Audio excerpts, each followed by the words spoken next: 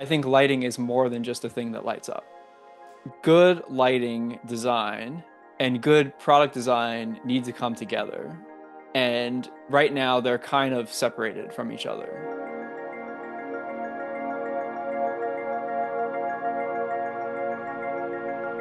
I remember as a kid, to have a flashlight was a big silver thing with two big batteries in it. And it wasn't that good. You know, the transformation of the extra light was like a Coleman lantern or a lantern with a candle. Being a runner, I would run a lot at night. And I remember the headlights were batteries, but now I can go running, or you see dog walkers with more lighting than a Christmas tree. And again, it's the evolution of the LED. Certain aspects of LED lighting and the brightness, I mean, it's definitely more light, without a doubt. Why is it better? How is it better? Is it better?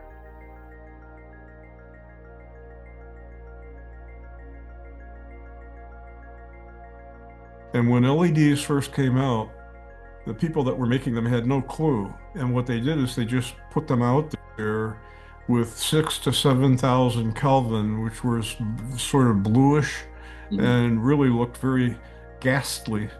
And the industry started dipping those light-emitting diodes in a phosphor coating, where the phosphor coating's purpose is to block some of that LED blue wavelength light. Number of dips into the phosphor, the thickness of the coating has blocked more and more, so that they can now offer 2700 Kelvin, which is what incandescent light is.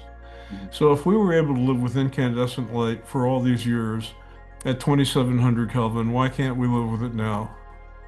So the question would be, should we have standards that require that all outdoor lighting have a maximum of 2700 Kelvin? In some places has become better because of the awareness that you can put in street lighting that is actually beneficial, not only for seeing visibility on the ground, but also protecting the night sky. Some cities in Europe, I've seen, they have lighted house numbers. And I think it's a requirement. In a way, that becomes the street lighting. But maybe it's also not ideal because the light can direct in all directions instead of just out and down. So we actually purchased a new set of parking lot lighting, but they're all downward facing. As a result, the parking lot lighting is way better in terms of visibility in the parking lot, but also it's much darker up in the sky because none of the light's going up. It's all aiming downward. Way too many street lights. You don't even need so many goddamn street lights everywhere, like every couple hundred yards. These light companies says we can get rid of that boogeyman, but at what cost are we giving ourselves? People put in all this lighting hopefully to kind of reduce crime and stuff, and the data I've seen shows that it doesn't seem to have that much of an effect.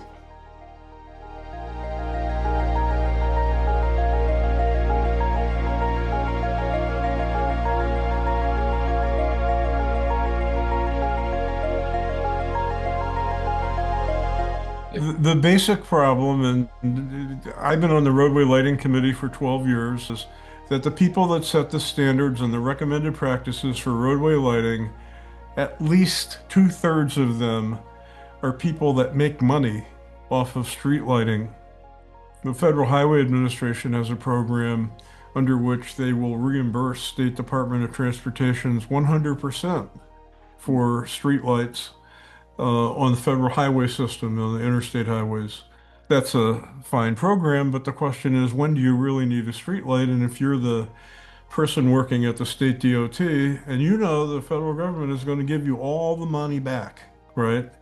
If you decide to put street lights everywhere, no one can ever come at you for, oh, you didn't put it there and there was an accident. So to cover yourself, you put the lights everywhere. But the question of whether they're really needed, they're not. But if you're at the state DOT and you look at their recommendations, it's, oh, well, we should light everywhere. Oh, really?